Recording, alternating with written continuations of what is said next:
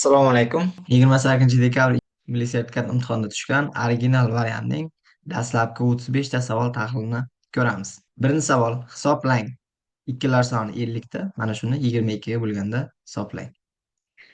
Endi bu misolni hisoblashda birinchi, ya'ni induksiya metodidan foydalanamiz. Induksiya metodi qanday bo'ladi? Xususiy holatlarda ko'rib, umumiy holatda formulani chiqarish. Ya'ni misol uchun, birinchi navbatda 22 ni 22 ga bo'lsak, 1 bo'ladi. Keyingisi 22 ikkita 22 ni, ya'ni 2222 ni 22 ga bo'lsak, 101 bo'ladi. Va 6 ta bo'lsa ikkilar soni 22 ga bo'lsak, demak, bunda mana ikkilar soni 6 ta va bularning soni esa 101lar soni esa 5 ta. Demak, bitta kamayapti. Bundan qonuniyat kelib chiqadi. Ikkilar soni 50 ta bo'lsa, mana shuni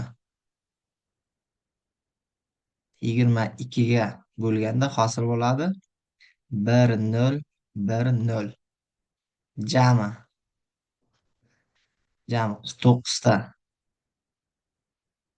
10 hosil bo'ladi. Shulardan 9 tasining 24 ta 10 bo'ladi. Ya'ni 9 ta sonning ichida 24 ta 10 bor.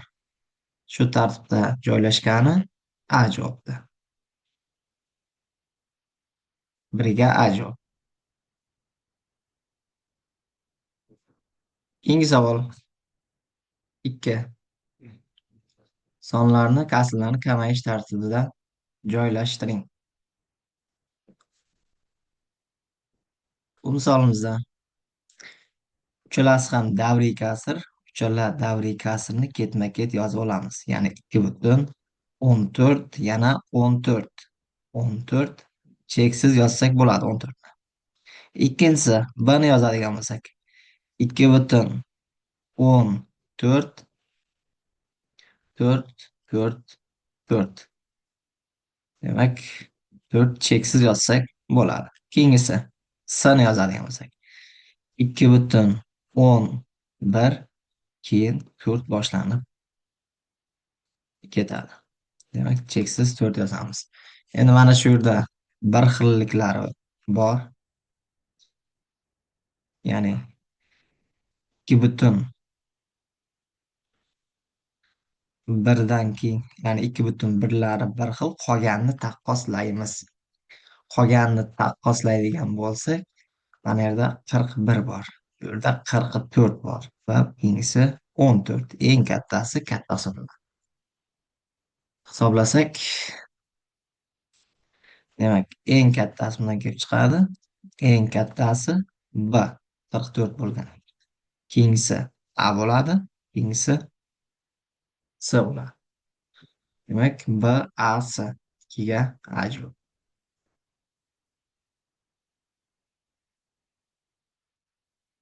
Keyingi savol, 3-savol.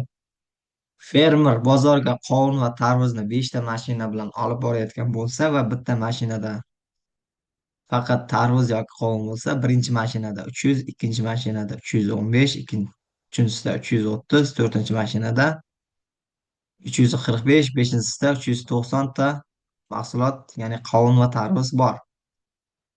Bozorkon bitta mashinani sotib bo'lmaguncha qolganlarini sotishga ruxsat bermas. Bitta mashina sotib bo'lingandan so'ng qovunlar soni tarvuzlar sonidan 3 marta ko'pligi aniqlandi. Qovunlarning soni nechta? Bu masalamizda mana 5 ta mashinada tarvuz va qovunlarning soni mavjud. Demak, birinchi mashina, ikkinchi mashina, uchinchi mashina va to'rtinchi mashina va beshinchi mashina. Birinchi mashinada 300 ta qovun yoki tarvuz, ikkalasi ham bo'lishi mumkin. Keyingisida 315 va uchinchi mashinada 330 To'rtinchi mashinada 345 va beshinchi mashinada 390. Jami beshala mashinada qovun va tarvuzlar soni 1680 ta bo'ladi. Demak, qaysidir mashina to'liq sotib bo'lindi. Shundan so'ng qovun, tarvuz, tarvuz. Shundan so'ng qovun tarvuzdan 3 marta ko'pligi ma'lum bo'ldi. Demak, tarvuzni x desak, qovunni 3x deymiz. Ya'ni jami 4x teng bo'ladi 1680 minus y. Y qaysidir mashinadagi tarvuzlar yoki umumiy tarvuz va qovunlar soni. Demak, x ni topadigan bo'lsak, 420 minus y taqsim 4. Demak, x bizda qovunlar soni, tarvuzlar soni butun chiqishi kerak.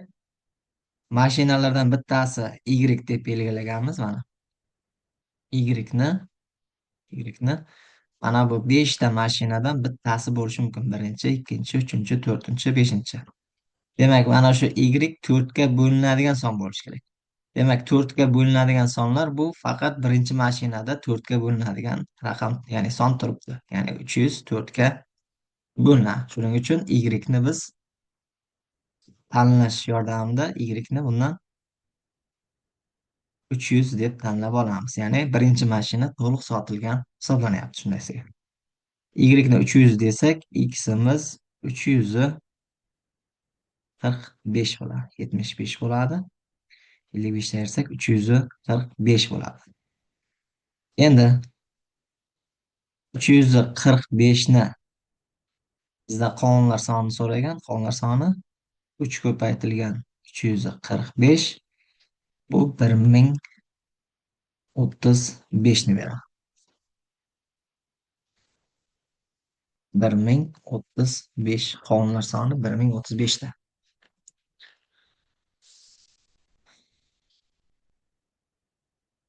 Demak, D javob. 3 ga D javob.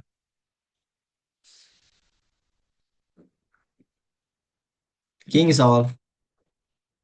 4-savol. 15 ta ko'ylak va 20 ta shimning birgalikdagi narxi 950 ming so'm. Degani 15 ta ko'ylak plus 20 ta shimning birgalikdagi narxi 950 ming. Endi 15 ta ko'ylakni 28% chegirma bilan. 28% chegirma degani 15 ko'ylakni 0,72 ga ko'paytiramiz. 28% ni ayramizda. Keyingisi 20 ta shimni esa 20% chegirma bo'lsa 0,8 ga ko'paytiramiz. Mana shu 724 ming so'm bo'lyapti. Bundan bizda bitta ko'ylakning chegirmasiz narxini, ya'ni ko'ylakning narxini so'rayapti. Sistema qilib olamiz. Sistema qilib oladigan bo'lsak, bundan demak qisqartiramiz.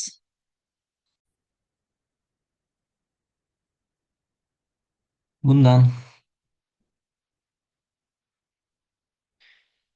demak, buning uchun nima qilamiz? Birinchi soddalashtirib olaylik.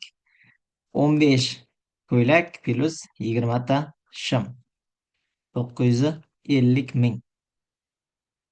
Keyingisi 15 ni 0,72 ga ko'paytirsak 10,8 ko'ylak qo'shilgan 16 shim teng 724 ming.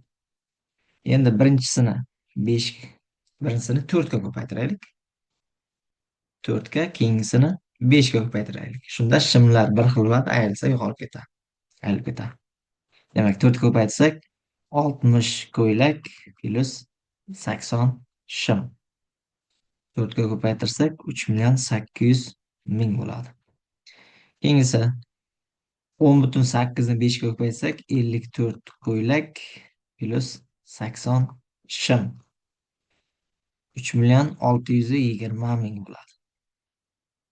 Ayirib yuborsak 6 ta ko'ylagimiz 180 ming bo'ladi. Va ko'ylakning o'zi esa 30 ming. 30 ming bo'lsa bajo. To'rtga bajo. Keyingi savol. 5. Hisoblang. 5 ni hisoblaymiz.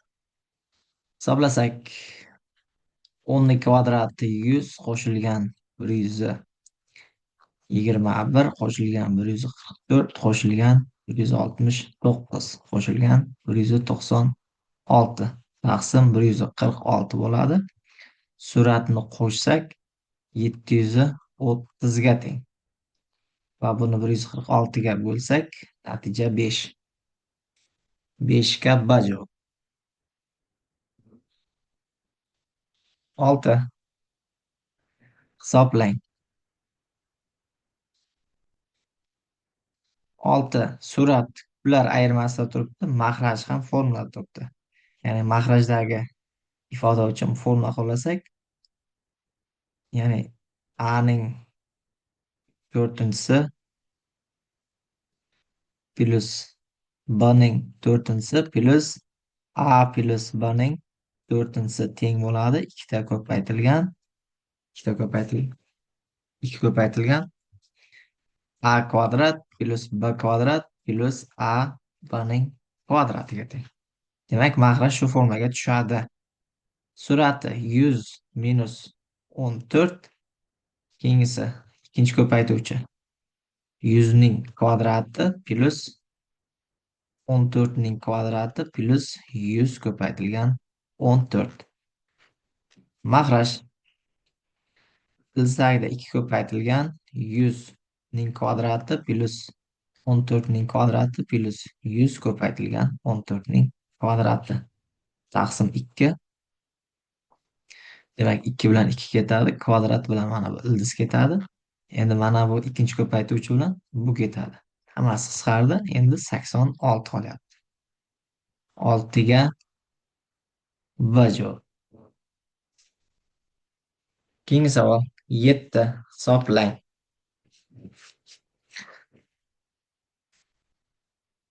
Hisoblasak, ilsagida 6 ning kvadrati ko'paytirilgan 1, 3 ta, 4 ta, 5 ta, 6 ta 1 ning kvadrati. Chunki oltilar soni 6 ta. Mahraj ham 6 ta 1 ning kvadratini beradi. Qisqarib ketadigan bo'lsa, natija 6 ga teng. 7 ga bajo. Keyingi savol. 8. Arifmetik progressiyada 3-chi xada dastlabki ikkita xada yig'indisiga teng bo'lsa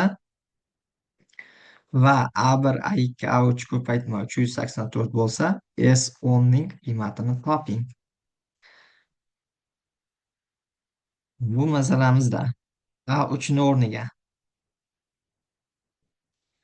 demak, A3 ning o'rniga A1 plus 2 ni yozamiz. A1 plus 2D va A1 plus A2 ning o'rniga A1 plus D yozamiz. A1lar qisqarib ketsa va A1 ning D ga tengligi kelib chiqadi. Endi A1 ning o'rniga D qo'yamiz. Demak, A1imiz D ga teng bo'ladi, A2miz esa 2D ga teng bo'ladi.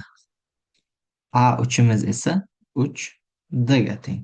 O'rniga qo'ysak, D ko'paytirilgan 2D ko'paytirilgan 3D teng 384.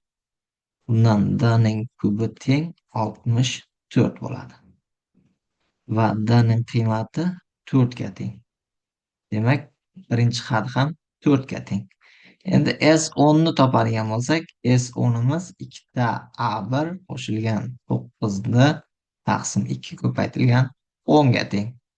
Bu 11D taqsim 2 ko'paytirilgan 10 ni beradi. D ni o'rniga 4 qo'yadigan bo'lsak, 220 ga teng. 8 ga S javob. 9.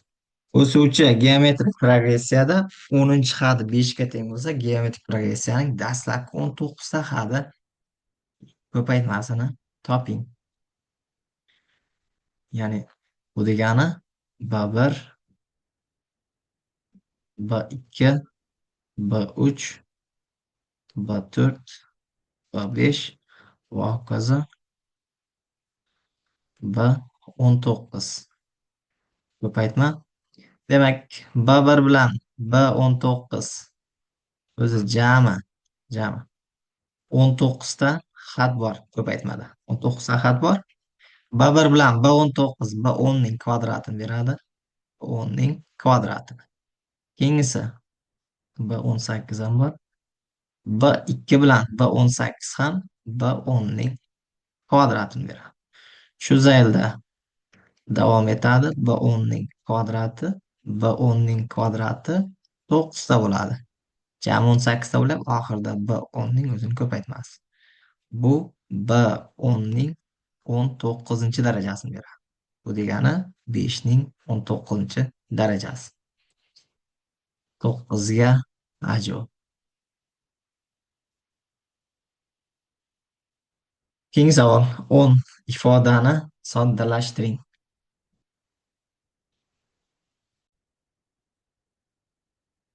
Bu yerda belgilash kiritib olsak bo'ladi. Belgilashimiz qanday amalga oshiramiz? Belgilashni x minus 2 ni a deylik. Shunda hosil bo'ladi suratda a ning 4-si qo'shilgan a plus 1 ning kvadrat minus 1. Mahrajda a ko'paytirilgan a minus 1 plus 2 tenglik.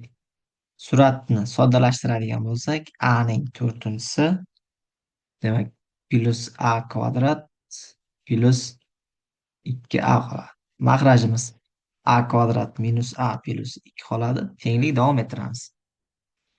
Davom ettirsak, suratdan a ni chiqaramiz. Qoladi a ning kubi plus a plus 2. Mahraj a kvadrat minus a plus 2 bo'ladi. Endi a ko'paytirilgan qavsning ichini ko'paytuvchiga ajratamiz. Ko'paytuvchiga ajratish qanday bo'ladi? A ning kubi plus 1 deymiz. Keyingisini a plus 1 deymiz. Va ikkalasidan a plus 1 ni chiqarsak bo'ladi. A ko'paytirilgan a plus 1 chiqadi, qoladi a kvadrat minus a plus 2. Mahraj a kvadrat minus a plus 2 qisqarsa jamlanib qolyapti bizda a bilan a plus 1 ning ko'paytmasi. A ni o'rniga olib kelib qo'ysak, x minus 2 bilan x minus 1 ni ko'paytmasi. X kvadrat minus 3x plus 2 ga teng. 10 ga B javob. Keyingi savol 11. Agar mana shu tenglik ayniyat bo'lsa, a va b ni toping. Bunda soddalashtiramiz, keyin mos koeffitsiyentlarni tenglashtiramiz. Soddalashtirsak, ya'ni bunga ko'paytiramiz. X ning kubi plus 3x kvadrat. Keyingisi ax kvadrat plus 3ax. Keyingisi bx plus 3b. Tenglik x ning kubi plus 4x kvadrat plus 5x plus 6. Yana soddalashtiradigan bo'lsak, x ning kubi plus a plus 3 ning, ya'ni a plus 3 ko'paytirilgan x kvadrat. Keyingisi 3a plus b x va plus 3b. Tenglik x ning kubi plus 4x kvadrat plus 5x plus 6. Ayniyat qilamiz. A plus 3 ni 4 ga tenglashtiramiz. 3a plus b ni 5 ga tenglashtiramiz va 3b ni 6 ga tenglashtiramiz. A ni qiymati 1 ga teng bo'ladi. B ni qiymati 2 ga teng bo'ladi. Demak, A teng 1, B teng 2 bo'lsa, B javobda turibdi. To'g'ri javob B javob.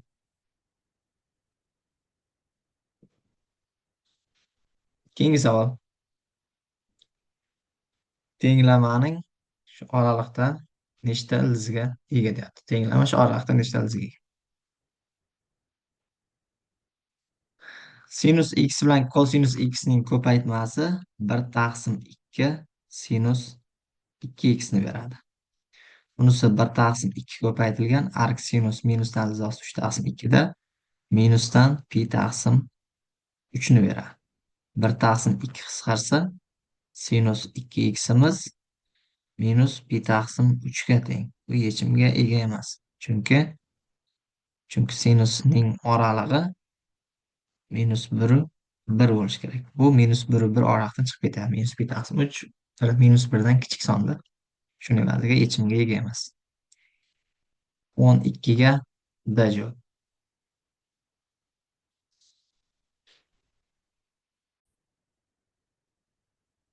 Keyingi savol. 13. Hisoblang. Hisoblashni qanday amalga oshiramiz? Birinchi qavs bilan to'rtinchi qavsni, ikkinchi qavs bilan uchinchi qavsni ko'paytiramiz. Ko'paytirsak birinchi qavs bilan to'rtinchi qavsni hosil bo'ladi. 1 plus tanginus 7 gradus ko'paytirilgan tanginus 38 gradus plus tanginus 7 gradus plus tanginus 38 gradus. Keyingisi 1 plus tanginus 8 bilan tanginus 37 gradus plus tanginus 8 gradus qo'shilgan tanginus 37 gradus. Nima uchun birinchi bilan to'rtinchi yoki ikkinchi bilan uchinchi qavsni ko'paytirdik? E'tibor beradigan bo'lsak, 8 bilan 37 45 ni beramiz. Xuddi shunday 7 gradus bilan 38 gradus ham 45 ni beradi. Shu qonuniyat asosida. Endi bu yerdan pastdan bo'ylab yozaylik. Tanginus 45 gradus o'zi 1 ga teng. Shu tanginus 45 gradusni tanginus 7 plus 38 deymiz. Bu degani suratimiz tanginus 7 plus tanginus 38 taqsim 1 minus tanginus 7 ko'paytirgan tanginus 38. Mana shu 1 ga teng. Demak, bundan tanginus 7 bilan tanginus 38 degani mahrajni 1 ga ko'paytirsak 1 minus tanginus 7 bilan tanginus 38 ifodalab oldik. Tanginus 7 gradus va tanginus 30 gradus joyiga mana buni qo'yamiz. Ya'ni o'rniga qo'ysak olib borib tenglik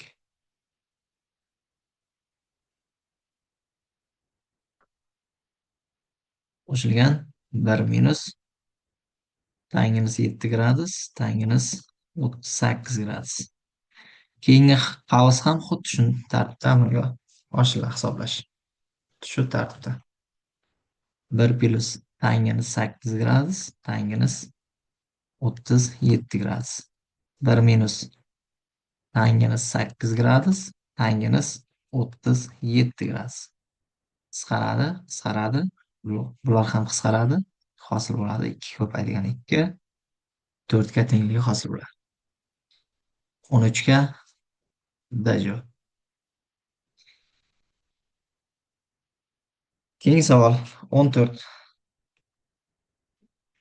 Mana shu tenglamaning oraliqdagi yechimlar yig'indisi toping.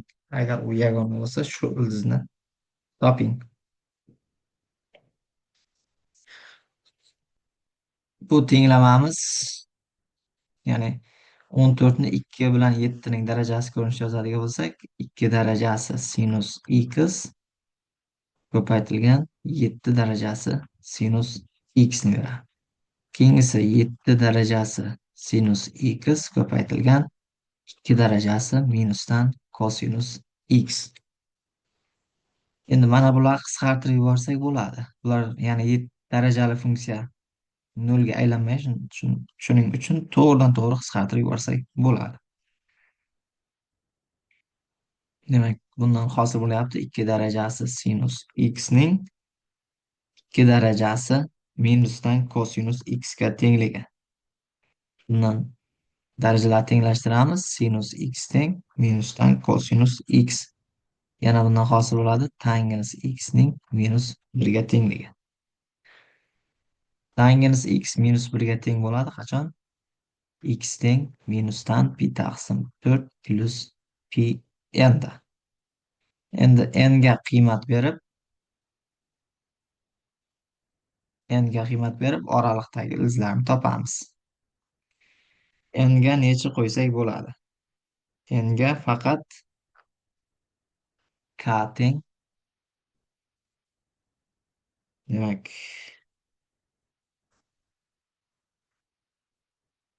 k emas, n teng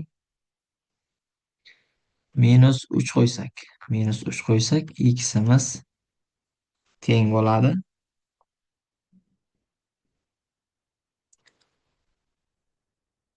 Minusdan 13 pi taqsim 4. Bundan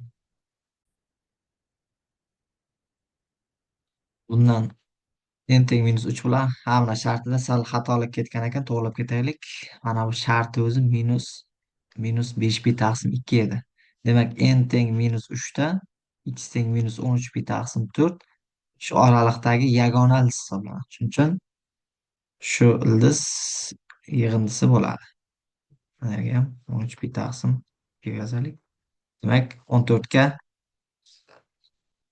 s 13 pi taqsim 4.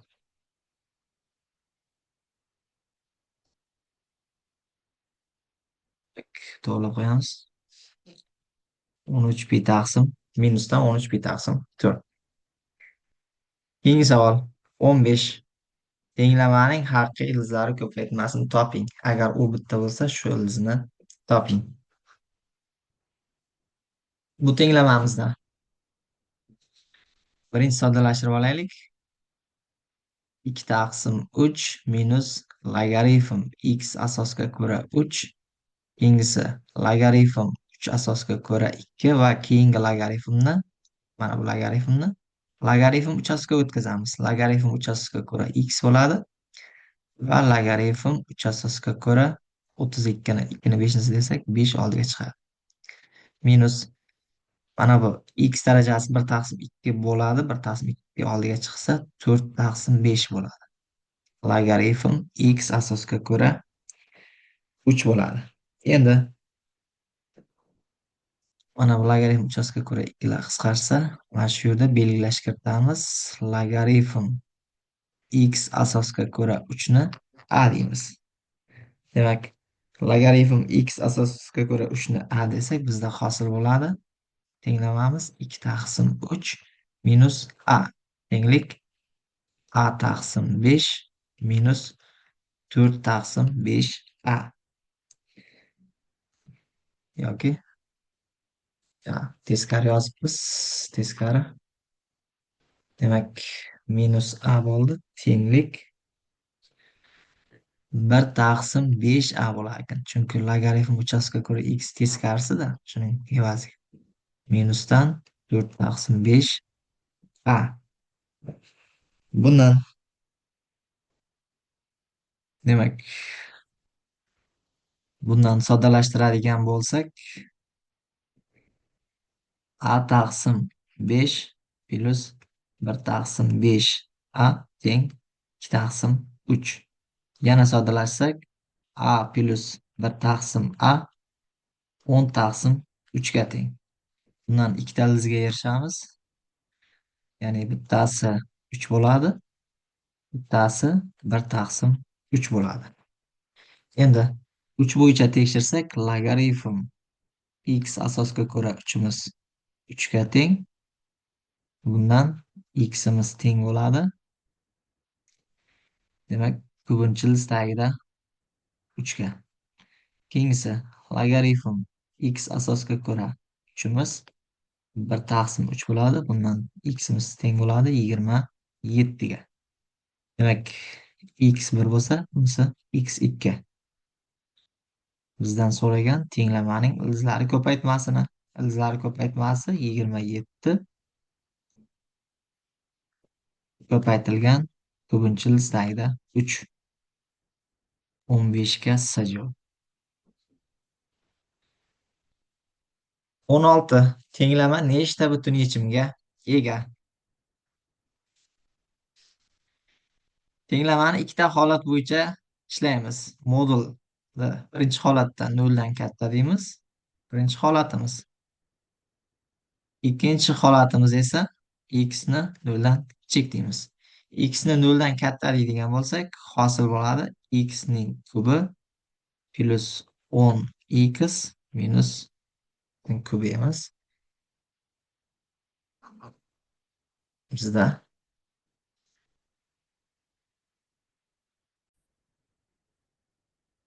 mana x qolib ketdi. Mana 11x taqsim modul ichida x edi. Endi to'g'ri. Endi x ning kubi emas, x ning kvadrati bo'ladi. X ning kvadrati plus 10x minus 11 teng 0. Bundan tenglamaning ildizlarini topadigan bo'lsak, bitta ildizimiz minus 11 bo'ladi, ikkinchi ildizimiz 1 bo'ladi. Bizda sharti x katta 0 bo'lganligi uchun minus 11 yechim emas. Faqat 1. Ikkinchi holat bo'yicha minus x ning kubi plus 10x plus 11 teng 0. Ya'ni kub yozibmiz, minus x ning kvadrati bo'ladi.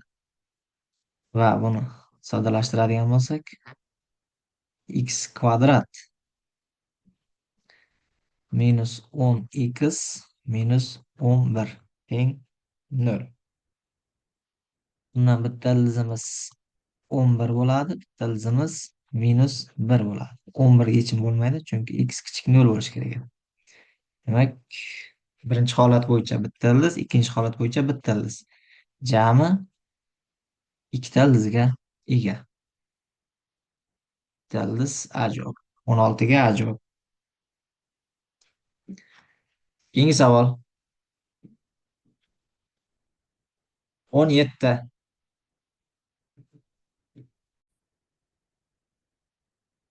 X, Y natural juftliklari tenglamaning yechimi bo'lsa, x plus y ning qiymatini toping. Bu birinchi darajali Defont tenglamasi hisoblanadi. Bu tenglamani yechish uchun bitta noma'lumni topib olamiz. Bitta noma'lumni topib oladigan bo'lsak,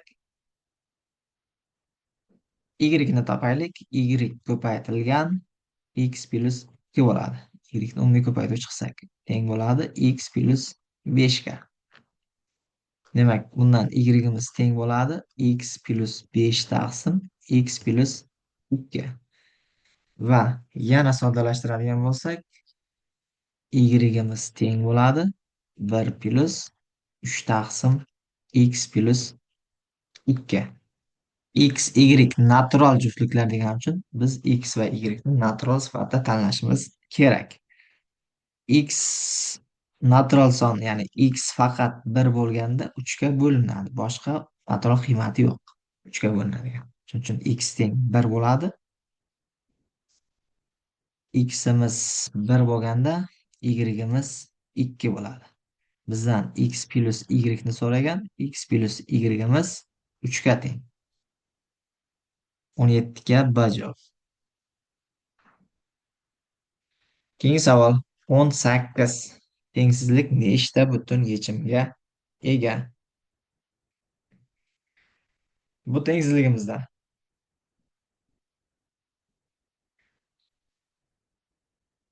ko'paytuvchiga ajratamiz. Ko'paytuvchiga ajratadigan bo'lsak, sur'atimiz modul ichida x minus 2 bo'ladi. Mahrajimiz modul ichida x minus 5 bo'ladi. Mahraj x minus 3 ning kvadrati chek 0 dan. Endi birdan son o'qiga qo'ysak bo'ladi. Son o'qida 0 ga aylantiruvchilari. 0 ga aylantiruvchilari modul ichida x x minus 5 ning nolga aylantiruvchisi minus 5 va plus 5. Ikkiniki minus 2 bilan plus 2 va o'rtada 3 ham bor. 3 ham bor. Shular bo'yicha oraliqqa bo'lamiz. Oraliqqa bo'ladigan bo'lsak, 5 dan katta qiymat qo'yadigan bo'lsak, plus, minus, minus. Nima uchun ishora saqlanyapti? Chunki 3 x minus 3 ning kvadrati bor. Keyingisi plus, minus, plus. Demak, bizga minus oraliq kerak. Minus oraliq va shu oraliqdagi butun yechimlar soni. Shu oraliqlar bo'yicha butun yechimlar minus 4 bor. Chegaralar kirmaydi. Ya'ni tengligi yo'q bo'lgani uchun chegaralar kirmaydi. Minus 4 bor, minus 3 bor. Demak, va 4 bor. Oraliqda 3 ta butun yechimga ega. 18 ga S javob. 3 ta. Keyingi savol. 19. Tengsizlikni nechta butun son qanoatlantiradi? Demak, bo'la-bo'lak keyingisi.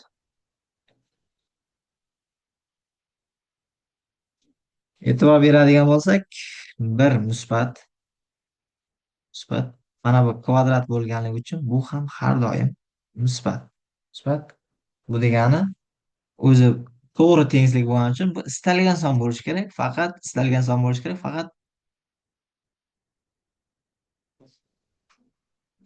bitta narsa olamiz, aniqlanish sohasini olib qo'yamiz. Aniqlanish sohasi.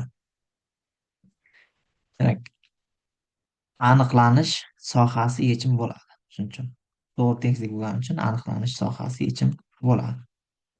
Aniqlanish sohasi 2 minus x taqsim x katta yo teng 0 dan va mahraji 0 ga teng emas. Mahrajni 0 ga teng emas deymiz. Demak, ya'ni ilstagida 2 minus x taqsim ximiz teng emas 1 plus x taqsim 2 x ga. Bu bo'yicha ishlaydigan bo'lsak, bu 0 dan 2 gacha. 0 kirmaydi. Ya'ni 0 dan 2 gacha. Bu bo'yicha teng emas bo'lsa, tenglamani ishlaymiz. Tenglamamiz hosil bo'ladi 2 minus x taqsim ximiz teng bo'ladi x kvadrat plus 2x plus 1 taqsim 4x kvadrat. Bu yerda x'larni qisqartirib yuborsak bo'ladi. Bundan 8x minus 4x kvadrat, bu x kvadrat plus 2x plus 1 ga. Bundan 5x kvadrat minus 6x plus 1 teng 0 bo'lsa, bundan bitta ildiz 1 bo'lsa, ikkinchi ildiz 1 taqsim 5 va 1 bilan 1 taqsim 5 ga teng emas. Ya teng emas deb keldik. Demak, ya'ni bu yechim bo'lyapti 0 dan 1 taqsim 5 gacha umumiy javob bo'lyapti-da. 1 taqsim 5 dan 1 gacha va 1 dan 2 gacha. 1 dan 2 gacha bo'lsa, nechta butun son tenglikda qanoatlantiradi desa, faqat 2.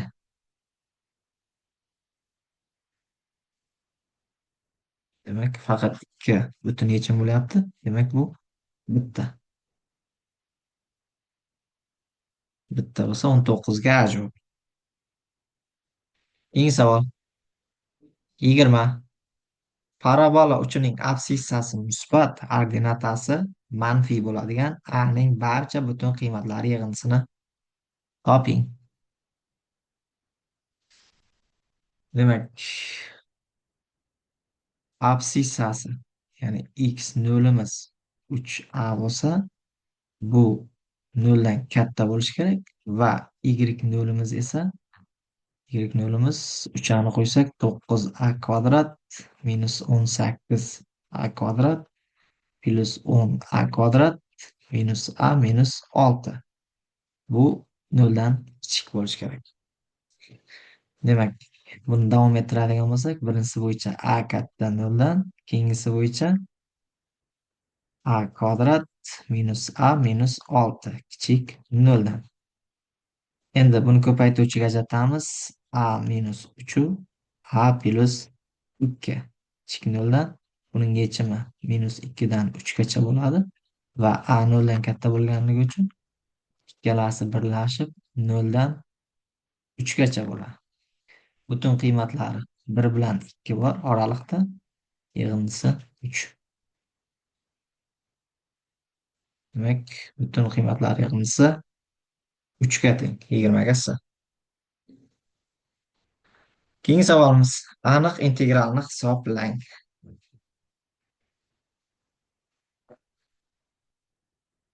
Bu integralni hisoblayotganda differensial ostiga kiritish usulidan foydalanamiz. Differensial ostiga kiritish usuli qanday bo'ladi? Sinusning boshlang'ichini differensial ostiga kiritamiz.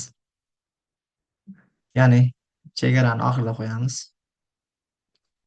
Cosinus kub x d cosinus x bo'ladi. Oldiga minus ishora qo'yamiz. Chunki kosinusning hosilasi minusdan bo'lgani uchun.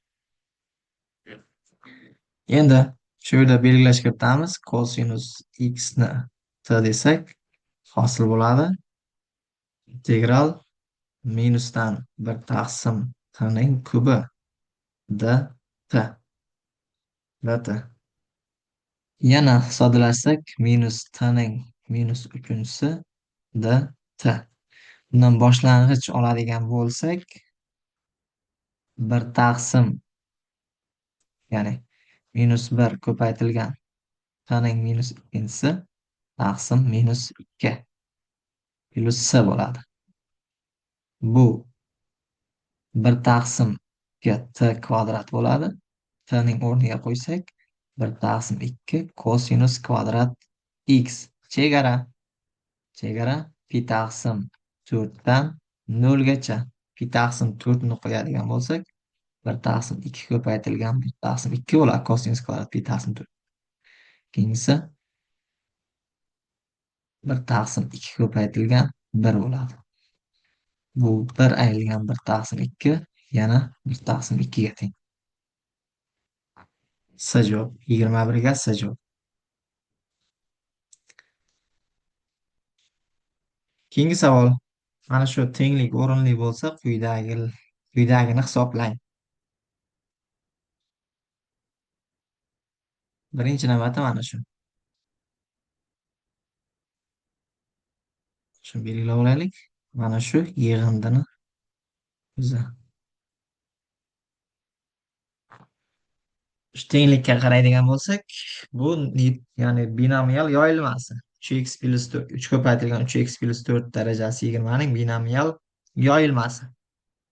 Bu yoyilmadan ikkala tarafidan x bo'yicha hosila olamiz. X bo'yicha hosila olsak, ya'ni ikkala tarafidan hosila olamiz. Hosila oladigan bo'lsak, pastdan yozaylik. Demak, 3 ko'paytirilgan 20 bo'ladi. Daraja oldiga tushaman. 20 daraja. Va 3x plus 4 ning murakkab bo'lgani uchun 3x plus 4 hosilasi yana 3. Ko'paytirilgan 3 bo'ladi. Ko'paytirilgan 3x plus 4 ning 19 darajasi.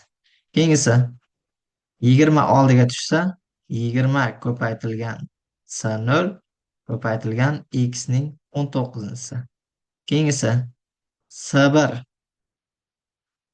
ya'ni keyingi yig'indidan, mana bu yig'indidan 19 oldiga tushsa, 19 s1 x ning ko'paytirilgan x ning 18-si. Va hokazo oxirgisi bo'ladi. 2 ko'paytirilgan s ning, mana shu yerda, demak 18 bo'lsa, s 18 x kvadrat bor, shuning uchun 2 ko'paytirilgan s sakkiz ko'paytirilgan xning birinchi darajasi. Va oxirgisi s 19 bo'ladi. Hosila oldik. Endi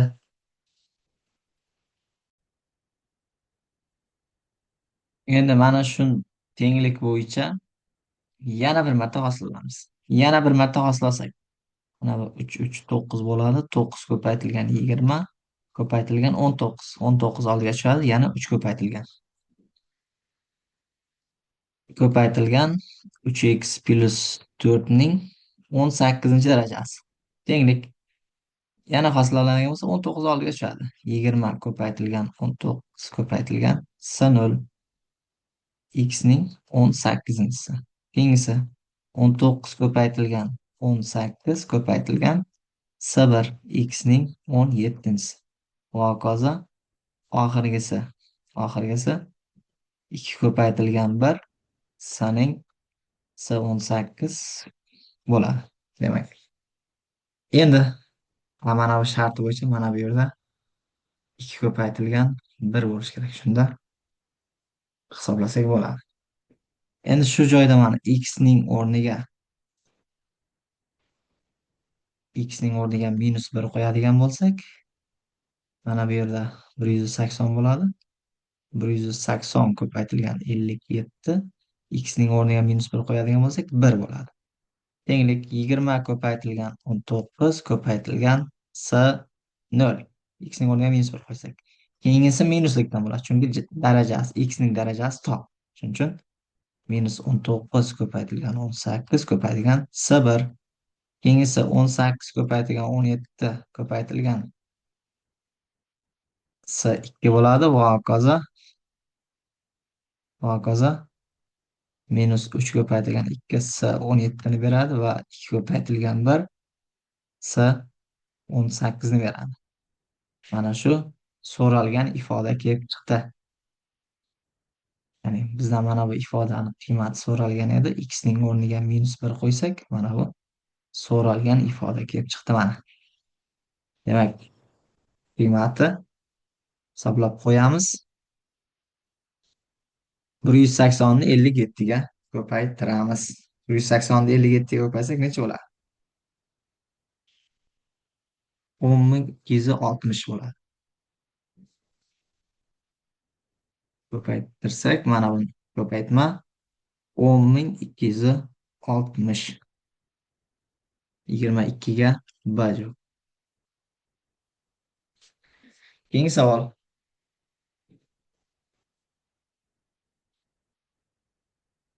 23. Funksiyaning qiymatlar sohasini toping. Bunda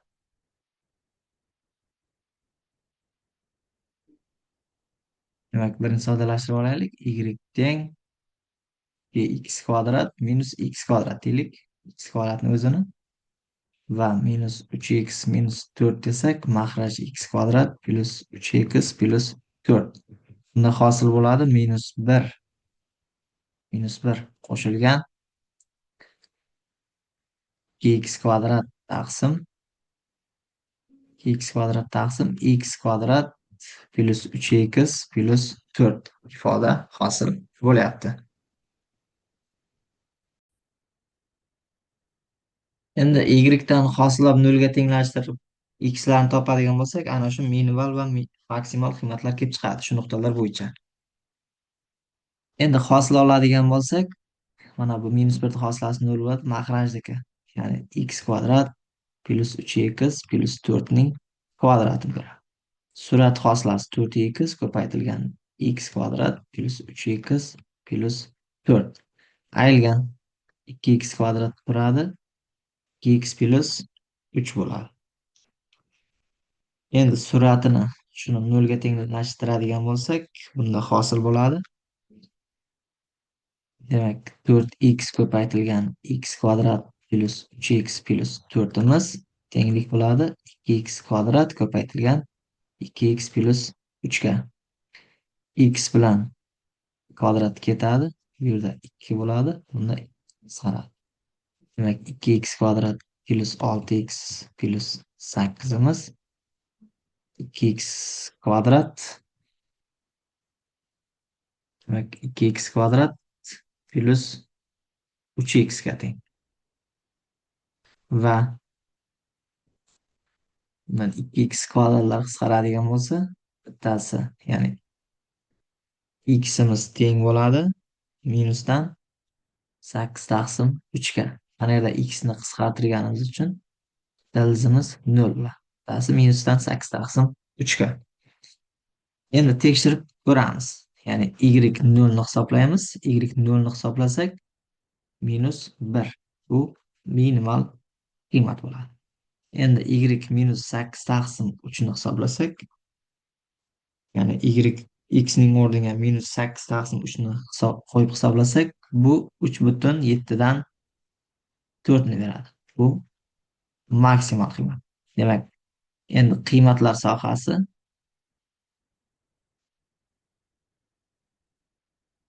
minus 1 dan 3,7 dan 4 gacha. Shu kesma 23 ga A javob.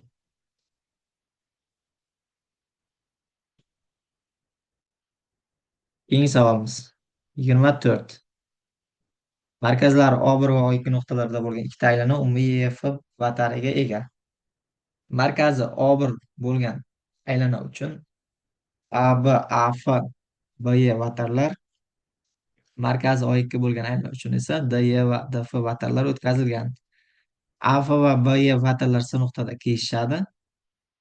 BAC 45 gradus, O1 BC 15 gradus, YDF 60 gradus. Agar O1 markazli aylana radiusi 6 ga teng bo'lsa, O1 O2 masofa uzunligini toping.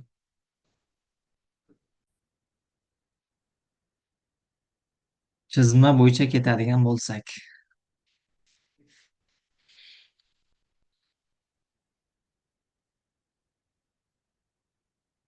chizmada O1 markazdan Y3 ga tortaylik. Mana shu 6 ga teng. Va mana bu burchak yozaylik 15 gradus. 15 gradus. Endi mana bu 45 bo'lsa, bunisi ham 45 gradus bo'ladi. Chunki mana B F yoyiga tiralganda 45 gradus. Demak, 15 45 bo'lsa, mana burchak jami 60 ni beradi. Endi bu 60 bo'lsa, bunisi 120 bo'ladi. Va mana bu burchaklar 30 gradus. 30 gradusdan endi O1 dan F nuqtaga chiziq tortaylik. Ya'ni O1 dan F nuqtaga chiziq tortsak, bir radiusni beradi, bu 6 ga teng. Demak, bu 120 gradus bo'lsa, mana bu 60 bo'ladi. Chunki 180 ni berish kerak. Ya'ni bu 60 bo'lsa, mana bu ham 60. Demak, mana bu 6 ga teng bo'ladi. 6 ga teng. Endi mana O1 dan O2 ga tortadigan bo'lsak, O1 dan O2 ga tortadigan bo'lsak, mana bu burchak jami yozaylik 90 gradusga teng. Chunki 15, 45, 30, 90 gradusni beryapti-da. 90 gradusni beryapti. Endi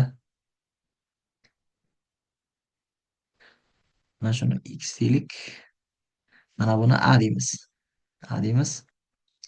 Buni ham A deymiz. Demak, 6 nimaga teng? 100, ya'ni A bo'lyapti. Mana A va uchinchi tomon 6 bo'lyapti. Demak, 6 teng bo'ladi ilzosti 3 A ga. Bundan A ni qiymati 2 ilzosti 3 ga teng. 2 ilzosti 3. Pifagorni qo'llaymiz mana bu bo'yalgan uchburchak uchun. Ya'ni x ning kvadrati teng 6 ning kvadrati plus 2 ilzosti 3 ning kvadrati minus. Plus ekan. Plus bo'ladi. X gipotenuza bo'lgani uchun 6 ning kvadrati plus 2 ilzosti 3 ning kvadrati. Bundan x ning qiymati 4 ilzosti 3 ga teng. 24 ga D javob.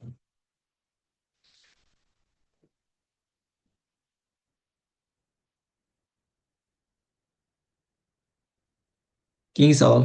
25. Teng yonli uchburchak berilgan. Uchburchakning bitta ichki burchagi qolgan bitta burchaklari yig'indisiga teng va eng katta tomoni 6 santimetrlik mediana tushilgan. Eng katta tomoniga. Uchburchakning, uchburchakning yuzini toping.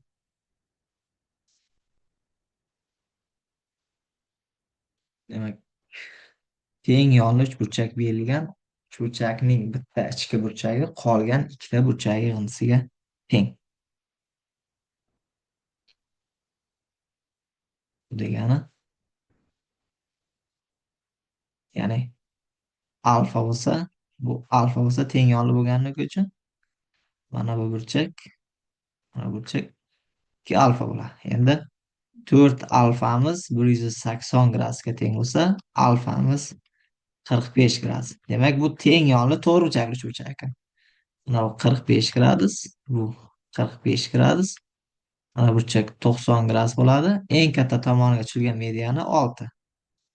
Eng katta tomoni gipotenuza bo'ladi. Gipotenuzaga tushilgan mediani 6 bo'lsa, 6 bo'lsa, uchburchak yuzi.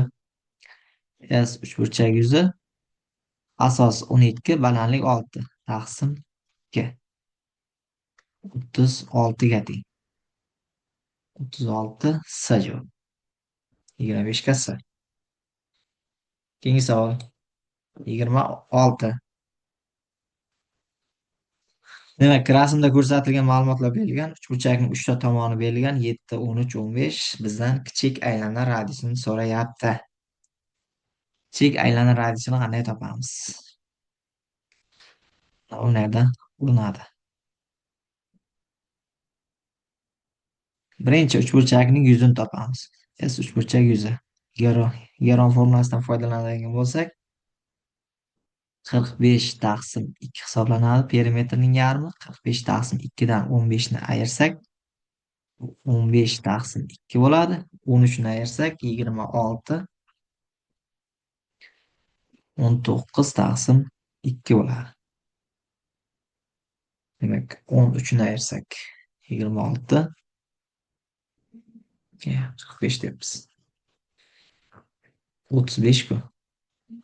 Ya'ni 35 taqsim 2 ko'paytirilgan. Keyingisi 15 ni ayirsak 5 taqsim 2, 35 taqsim 2 dan 13 ni ayirsak 9 taqsim 2 va 7 ni ayirsak 14 bo'ladi tagin 21 taqsim 2 bo'ladi. Endi bundan mahrajda 4 chiqishi aniq. 5 chiqadi. Demak, 35 chiqsin. 35 mana bu 5 bilan 7, 35, 27 bo'lsa, ko'paytirilgan 3, ilzosti 3. Demak, S uchburchak yuzi 105 ilzosti 3 taqsim 4 ga teng. Uchburchak yuzi. Endi mana bu aylana radiusini kichkina r desak, kichkina r teng o'zi 2 ta ko'paytirilgan 100 taqsim perimetr. 2 ko'paytirilgan 105 ilzosti 3 taqsim 4 perimetr 35. Hisoblasak, bu 3 ilzosti 3 taqsim 2 ga teng. Kichkina radius 3 ilzosti 3 taqsim 2 ga teng. Endi A uchidan chiziq tortamiz markazga. Bu bisktrisa hisoblanadi. Alfa, alfa. Demak, mana bu radius 1 deylik. Radius 1. Biz alfani topsak bo'ladi. Alfani qanday topsak bo'ladi? Bundan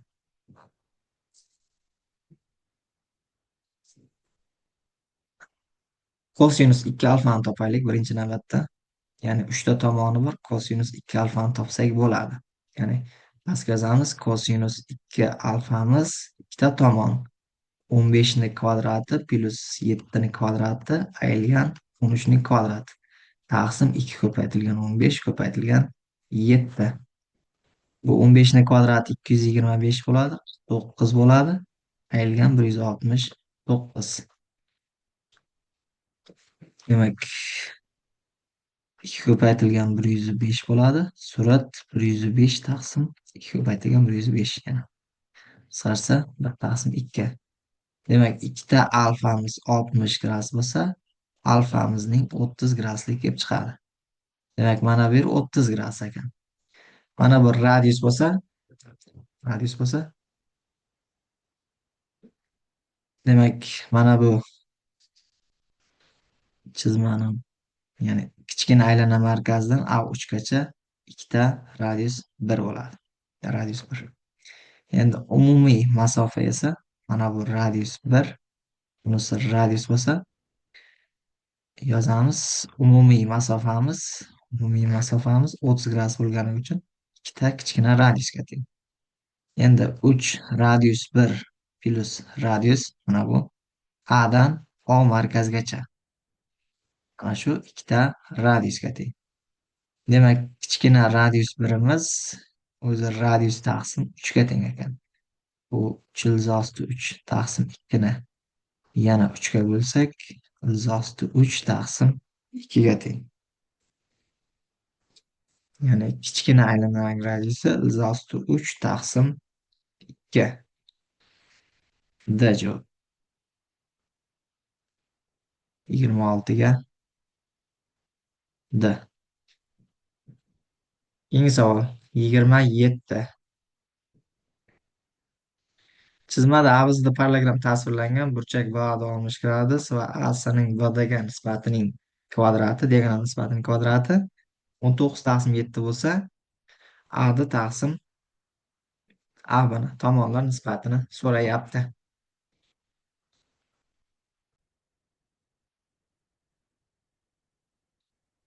Belgilash kiritamiz. AD tomonni A deylik.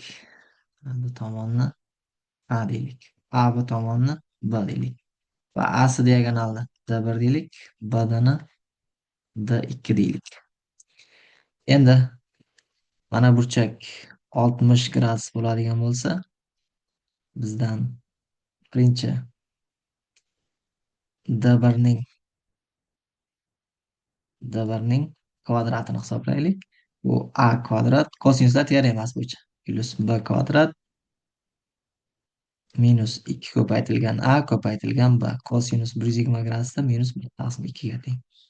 Endi xuddi shu bo'yicha D2 ning kvadrati A kvadrat plus B kvadrat minus 2 ko'paytirilgan A ko'paytirilgan B ko'paytirilgan 1 taqsim 2 kosinus olmishdi. Ikkalasini nisbatini oladigan bo'lsak, D1 taqsim, ya'ni D1 ning kvadrati taqsim D2 ning kvadrati surat A kvadrat plus B kvadrat plus AB bo'ladi.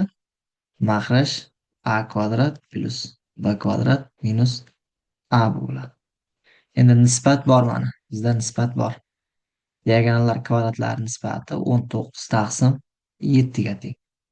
Bu bo'yicha proporsiya qiladigan bo'lsak, 7A kvadrat 7B kvadrat plus 7AB teng 19A kvadrat 19B kvadrat minus 19AB. Bir tarafga o'tkazsak 12A kvadrat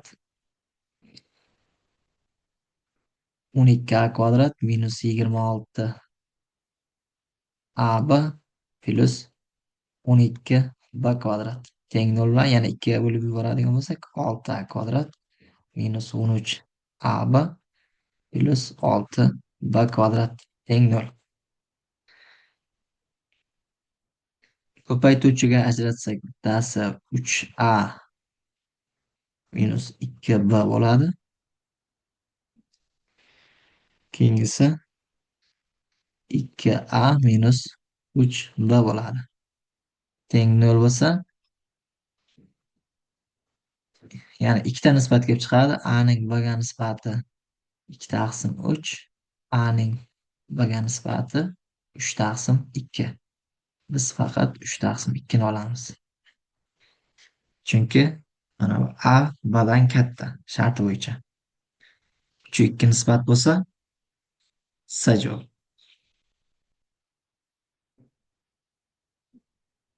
27 ga S. Keyingi savol. Muntazam oltiburchak ichidan bir nuqta olingan va shu tomonlarga perpendikullar tushirilgan. Agar ularning yig'indisi 18 ga teng bo'lsa, muntazam oltiburchak yuzini toping. Bu bo'yicha har biri mana, ya'ni har bir perpendikulyarlar diagonalni beradi. Diagonal kichik diagonal.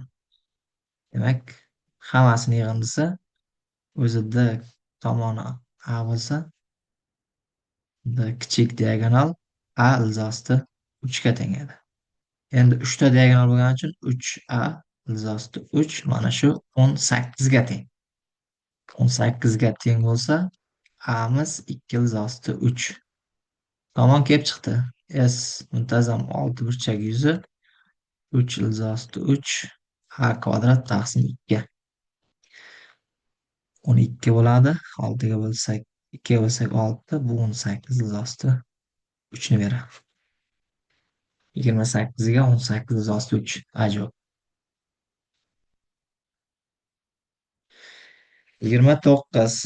29. A bizda parallelogramning B o'tmas burchagi 120 gradus, B tomoni Y nuqta olingan va shu tengliklar berilgan bo'lsa, A7 uchburchak yuzini toping. A7 uchburchak yuzi.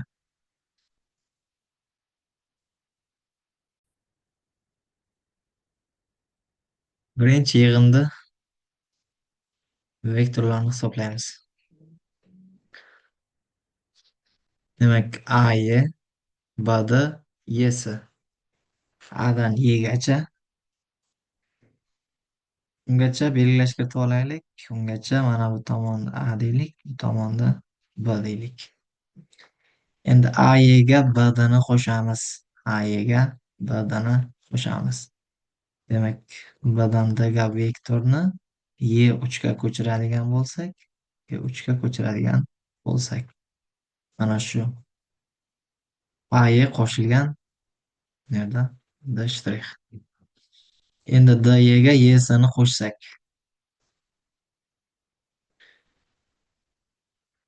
DYga Y'sini qo'shsak,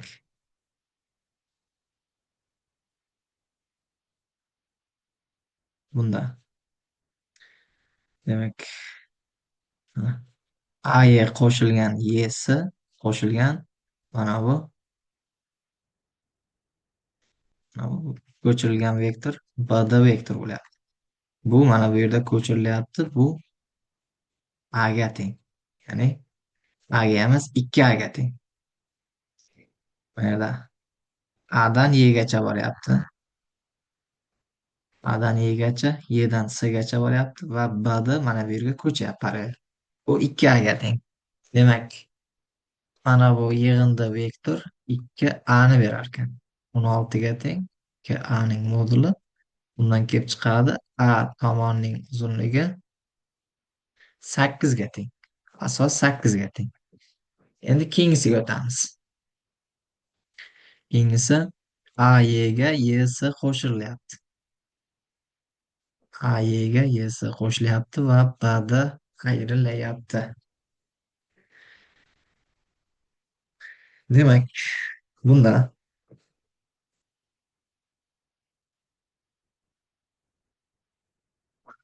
AYga xuddi shu yo'nalish bo'yicha ketyapti. AYga YS qo'shilyapti va undan B'da ayrilyapti. B'da ayrilsa yo'nalish qanday bo'ladi? Yo'nalish o'zgaradi. B'da ayrilsa yo'nalish D'dan B'ga o'zgaradi. Demak, mana shuni parallel ko'chiramiz. Mana bu A3 ga. A3 ga mana bu D ikkita shtrix bo'ladi. Bu yerda D shtrix bor edi. Shuning evaziga bu minusdan B'da vektor yoki plyusdan B'da bo'lsin. Demak, minusdan B'da bo'lsin. B'da. Demak, mana minusdan B'da qo'shilgan mana bu AY, minusdan B'da qo'shilgan AY qo'shilgan Y'si mana bu kesma uzunligiga teng. Ya'ni buni B degandik, bunisi ham B bo'ladi, chunki mana bu B parallel ko'chib keldi. Demak, mana bu vektorlar yig'indisi 2B vektorni berar ekan. ikki bni berar ekan. Mana shu 10 ga teng va bundan kelib chiqadi bning qiymati, yon tomonni qiymati 5 ga tengligi. A 8 ga teng, B 5 ga teng ekan. Bizda uchburchak yuzi parallelogram yuzining yarmiga teng. S parallelogram yuzi A B sinus alfa. Bundan 8 ko'paytirilgan 5 ko'paytirilgan 60 gradusda ildiz 3/2. Chunki 60 bo'ladi 120 bo'lgandan keyin yarim qoldiruvchisi. 120 da ham shu ildiz 3/2. 40 bo'lsa 20 ildiz 3 S uchburchak yuzi S parallelogram yuzining yarmiga teng. Bu 10 ildiz 3ni beradi. 29 ga S javob.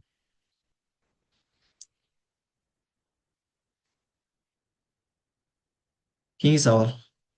30. Alfa tekislikdan tashqarida S nuqta olingan va tekislikka uzunligi 4 ga teng bo'lgan SH perpendikulyar tushirilgan. Alfa tekislikni o'tkazaylik birinchi navbatda. Mana bu qanaqadir alfa tekislik. Tashqaridan S nuqta olingan, tekislikka uzunligi 4 bo'lgan perpendikulyar, ya'ni SH perpendikulyar tushirilgan. Endi alfa tekislik bilan 30 gradus hosil qiluvchi uchta og'ma. Uchalasi ham 30 gradus hosil qilar ekan. Ya'ni uchta og'ma tushiryapti, uchalasi ham 30 gradusdan hosil qiladi. Ya'ni burchak 30 gradus, bunisi ham 30 gradus, bunisi ham 30 gradus. Hammasi perpendikulyar. Endi AHB 90 gradus. A, B, S. Demak, mana bu H nuqta bo'lsa, mana bu 90 gradus. 90 gradus AHB. Endi BHC 60 gradus. Mana burchak 60 gradus va AHC 150. 90 gradusga 60 gradus qo'ysak 150, to'g'ri. Endi SABC piramidaning hajmini so'rayapti. Buning uchun nima qilamiz? Mana bu 4 bo'lsa, bu 8 bo'ladi. Qirralar 8 bo'ladi. Gipotenuza hisoblanadi 8. Demak, bu 4 ildiz 3. Endi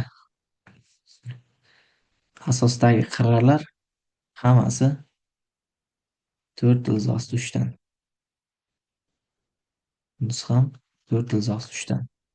Yana S1 yuza, bunisi S2 yuza bo'ladi. S1 plus S2 yuza bizda asos yuzini beradi, piramidaning asos yuzini. Asos yuzini hisoblasak, S1 degani 4 ildiz 3 ko'paytirilgan 4 ildiz 3 katetlari taqsim 2. Keyingisi 4 ildiz 3 ko'paytirilgan 4 ildiz 3 taqsim 2 sinus 60 gradusda. Ildiz 3 taqsim 2. Hisoblasak 4 kara 4 16, 8 kara 3 24 bo'ladi. 16 2 bo'lsak 8, 3 bo'lsa 24. Keyingisi 4 qisqarsa 12 ildiz 3. Endi piramidaning hajmi 1 taqsim 3 S asos ko'paytirilgan H 1 taqsim 3 24 plus 12 ildiz 3 ko'paytirilgan 4. Bu 24 3 ga bo'lsak 8, 4 ko'paytsak 32, 12 ni 3 ga bo'lsak 4, 4 ko'paytsak 16. 32 plus 16 ildiz 3. 30 ga B javob. Keyingi savol. 31. A to'plam berilgan, A to'plam x natural son hisoblanyapti va x ning qiymati 4 ga bo'lganda 2 qoldiq qoladigan sonlar. 4 ga plus 2 degani. Keyingisi B to'plami esa x berilyapti. To'plamda x bu natural sonlar to'plami, bu 6 ga bo'lganda 2 qoladigan sonlar. Endi A bilan B ning kesishmasi. Mana bu kesishma hisoblanadi. A bilan B ning kesishmasi ham x to'plam hisoblanadi va bu natural son bo'ladi va x ning qiymati 4 bilan 6 ga kub hisoblaymiz, 12 bo'ladi. 12 ga bo'lganda 2 qoladigan sonlar. Demak, 4 bilan 6 ga 12 bo'ladi, to'g'ri? 12 ga bo'lsak 2 qoladigan sonlar. S javob. S1 ga S. Keyingisi 32. 0, 2, 4, 6, 8 raqamlardan tuzilgan, raqamlar takrorlanmaydigan 3 xonali sonlar tuzildi. 3 xonali sonlar tuzildi va bir qog'ozga yozildi. Ixtiyoriy bittasi tanlanganda 4 ga bo'linish ehtimolini toping. Ehtimollikni hisoblash formulasini yozamiz. O'zi ehtimollikni hisoblash formulasi P n dan m edi. N jami. Birinchi n ni topib olsak, jami. Uch xonali son tuzadigan bo'lsak, o'zi bizda 0, 2, 4, 6, 8, 5 ta raqam bor. 5 ta raqamdan takrorlanmaydigan raqam. Uch xonali son tuzishimiz kerak. Birinchisiga 4 ta qo'ya olamiz, chunki 0 qo'ya olmaymiz. Keyingisiga 4 ta qo'ya olamiz, keyingisiga 3 ta qo'ya olamiz. Takrorlanmaydigan. Jami 48 ta bo'ladi. Endi m ni topish uchun nima qilamiz? M ni topish uchun, ya'ni m ni topish uchun uch xonali sonimiz A, B, S ko'rinishda bo'lishi kerak va mana shu 4 ga bo'linishi kerak. Va B bilan S ning ko'rinishi qanday bo'lishi kerak? Demak,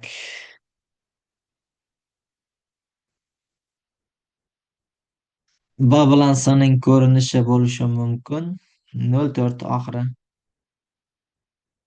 0,4.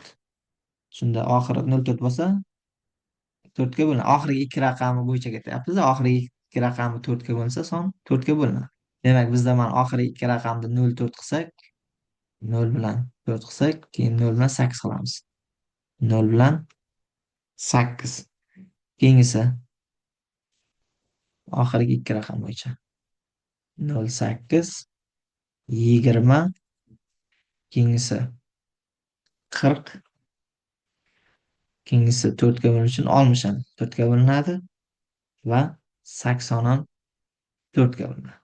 Demak, har biridan 3 ta 3 ta, ya'ni 0 bilan 4 ni olganimizdan keyin qolgan 3 tasi bo'yicha 3 ta son tuzishimiz mumkin. Shuning uchun 1, 2, 3, 4, 5, 6 ta juftlik bor. 6 ta juftlikni 3 ga ko'paytiramiz. Bundan 18 ta tuzish mumkin.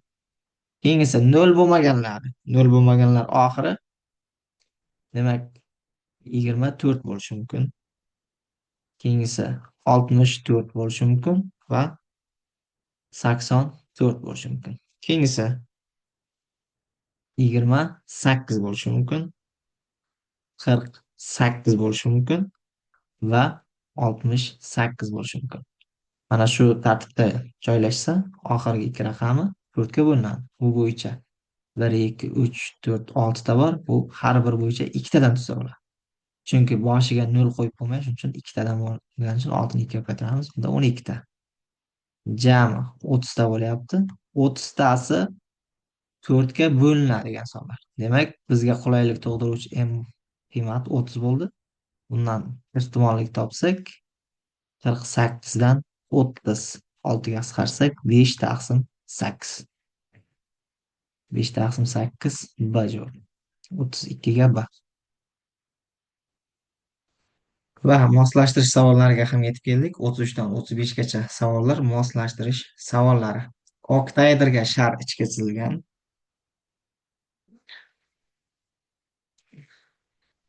Demak, sharning hajmi 8 ilzosida 6 pi ga teng. Birinchi sharning hajmi bo'yicha hisoblaylik. 4 taqsim 3 pi radiusning kubi 8 ilzosida 6 pi ga teng. Bu bo'yicha hisoblasak ikki bo'ladi. Bundan radiusimizning qiymati ilzosi 6 ga teng. Ilzosi 6 ga teng. Va radiusning qiymati kelib chiqdi. Bizda endi biz oktaedrning qirrasini topib olishimiz kerak. Oktaedrning qirrasini qanday topsak bo'ladi? Demak, markazni tortamiz.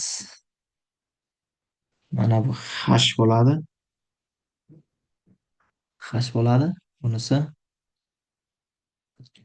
a taqsim 2 bo'ladi. Mana bu yerda aylana urinadi deb tasavvur qilaylik. Va mana bu radiusga teng. Radiusga teng. Demak,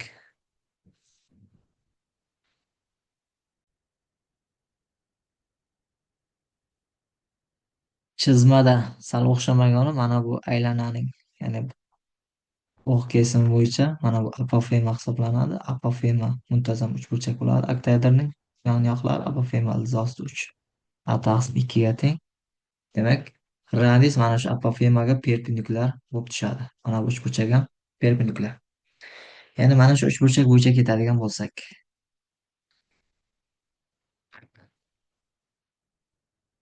ya'ni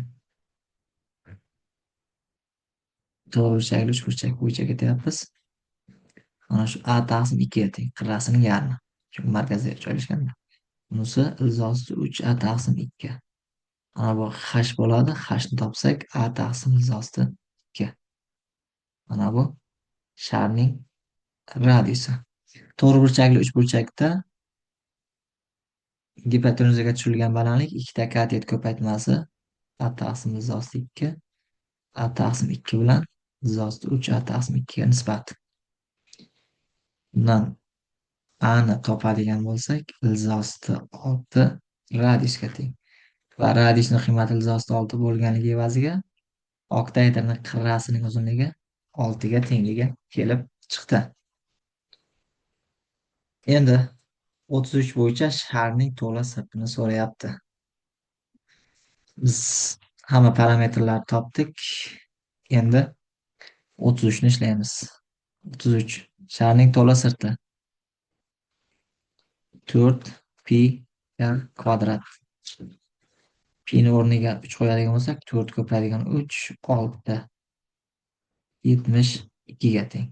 72 33 ga bajib. 34 oktaedrning to'la sirti. 34 da oktaedr S to'la sirti 8 ta muntazam uchburchak bo'lgani uchun 8 ko'payadigan ilzosi 3 a kvadrat taqsim 4. Bu 2 ilzosi 3 a kvadrat bo'ladi. Bizda a ni qiymati 6 bo'lganligi uchun bu 72 ilzosi 3. 72 ilzosi 3 bo'lsa 34 ga s. 35 oktaedr hajmi va teng oktaedr hajmi o'zi ikkita piramida hajmida. Piramida hajmi 1 taqsim 3 bo'lishi kerak edi. Ikkita bo'lgani uchun 2 taqsim 3. Asosi a kvadrat, balandligi h. H ning o'rniga a taqsim ilzosi 2 qo'yamiz. Bu bo'yicha hisoblasak 2 taqsim 3 ilzosi 2 ko'paytirilgan 216. Bu bo'yicha hisoblasak bu yerda ilzosi 2 bo'ladi. 72 ilzosi 2. 35 ga D javob. Shuning bilan 28 dekabr Milliy sertifikat imtihonida tushgan original variantning dastlabki 35 ta savollar tahlili tugadi. Hammaga rahmat, ko'rishguncha.